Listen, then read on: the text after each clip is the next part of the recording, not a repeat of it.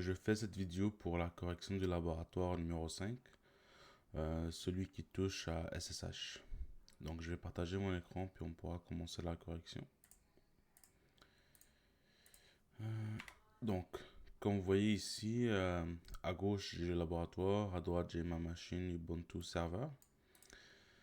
Donc le but de ce laboratoire c'est d'installer OpenSSH, donc le service SSH, de le configurer, puis essayer de configurer une authentification par clé, donc une clé privée publique, tester SSH, ainsi de suite.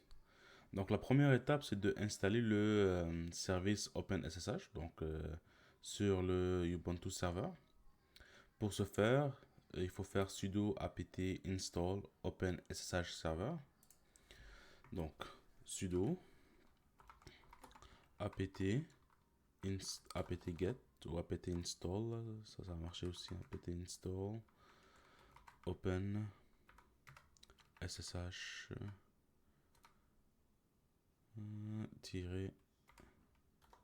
server. Je rentre le mot de passe. Ok, donc je l'avais déjà installé, donc c'est pas un souci. Redémarrez votre serveur en tapant sudo reboot-n ou sudo reboot-n.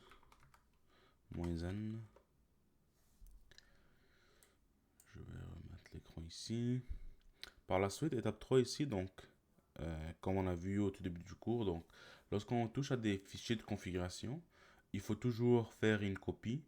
Comme ça, si jamais les configurations tombent en panne ou le service tombe en panne, mais on peut toujours revenir à la copie originale. Donc ici, je demande de faire une copie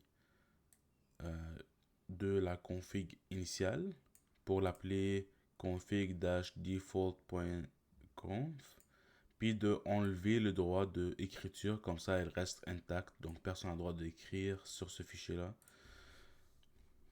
Donc je vais revenir ici sur user. Donc là j'ai mon serveur qui a redémarré. Donc maintenant je peux aller faire la copie de ce fichier là pour que je me crée un backup. Donc sudo cp /etc maintenant ssh /config et je vais mettre ça dans etc ssh /config default.conf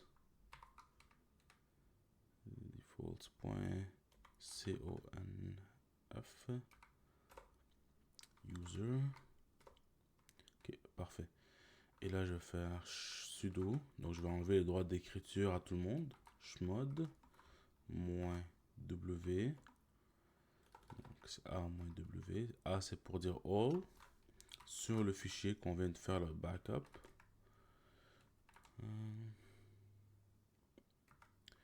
sshd underscore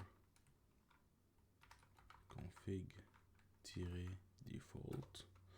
Parfait. Donc la personne peut écrire sur le fichier de backup que je viens de créer. Comme ça, si jamais mon service tombe down, je peux revertir les changements. Ok. Donc maintenant, je donne B ici, éditer du fichier de configuration SSH. Donc nano, ou je peux faire sudo nano. Donc sudo nano /etc /ssh /sshd underscore config. Et là, je vais avoir le fichier de configuration. Donc, je vous demande de faire les changements suivants. Donc, sur le port. Donc, je vais enlever le hashtag, sinon ça va rester un commentaire. Je vais mettre 1337. Par la suite, password authentication. Donc, ça se trouve un peu plus bas, ça.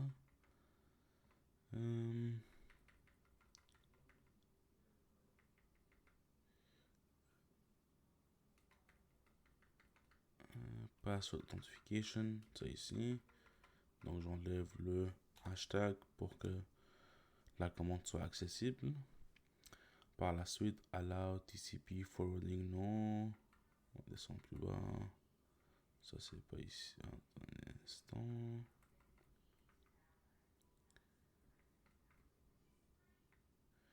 Allow TCP forwarding. TCP forwarding ici. Donc j'enlève le commentaire. Puis je vais mettre ça à non. Puis par la suite, le X11 forwarding, je mets ça de yes à non. Par la suite, je peux sauvegarder ce document. Donc j'ai fini les modifications. Donc CTRL X. Donc je peux faire un CTRL X, Y, puis entrée. Par la suite, donc une fois qu'on fait les configurations, mais il faut redémarrer le service pour que les configurations qu'on vient de faire soient en fonction. Donc je vais faire sudo systemctl restart sshd.service.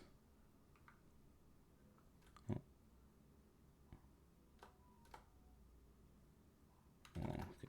Désolé, sudo systemctl restart sshd.service. Okay. Donc là, j'ai redémarré le service SSH. Et là, sur le client, je vous demande de tester si jamais vous pouvez vous connecter avec SSH sur le serveur. Donc là, ici,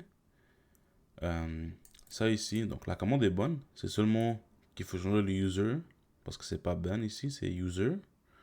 Puis l'adresse IP, donc il faudra que je fais if config. Ok, donc sudo, j'ai pas les nettools qui sont installés, sudo apt install net-tools.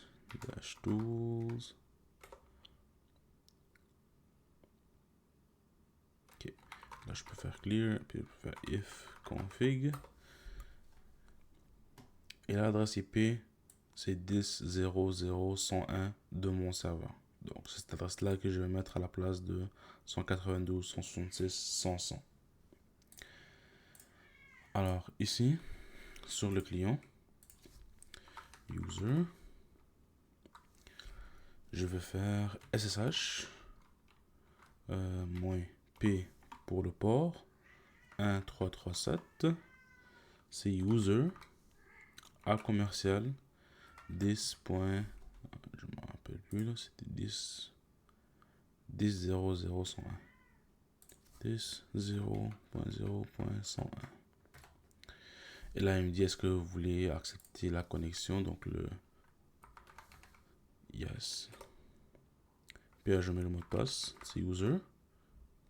Et là, ici, vous voyez, donc je suis sur user at Ubuntu server. Donc je suis sur le serveur Ubuntu. Si je fais if config, j'ai la même adresse que le serveur. Donc je suis connecté sur le serveur maintenant en SSH. Parfait. Donc là, je peux sortir d'ici.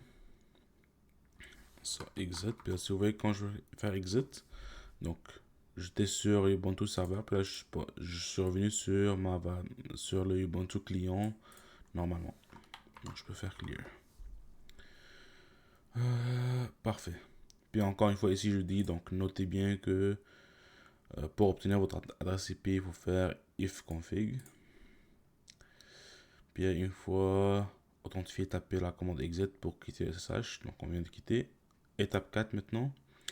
Créer une clé sur votre client en tapant la commande suivante. Donc là, je vais créer ma clé pour pouvoir me connecter sans mot de passe. Donc avec une clé RSA. Donc je vais faire SSH keygen pour générer. Donc je vais générer la clé.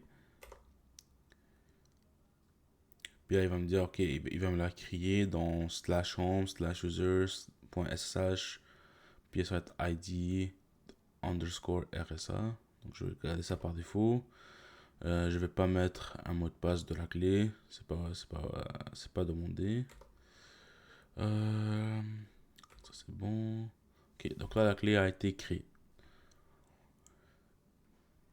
Parfait. Donc maintenant je veux copier ma clé publique vers mon serveur pour que je puisse, lorsque je lance la communication, le serveur trouve ma clé et il me laisse rentrer ou me laisse m'authentifier avec ma clé. Donc pour copier, c'est la commande suivante. Donc ssh-copy -id -i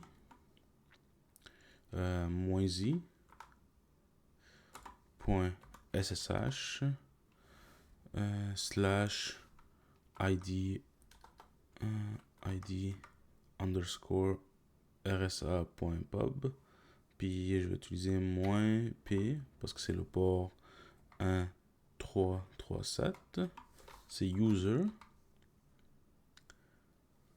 Désolé. 337. 337. Puis ça va être user at l'adresse IP de mon serveur 10.0.0.101.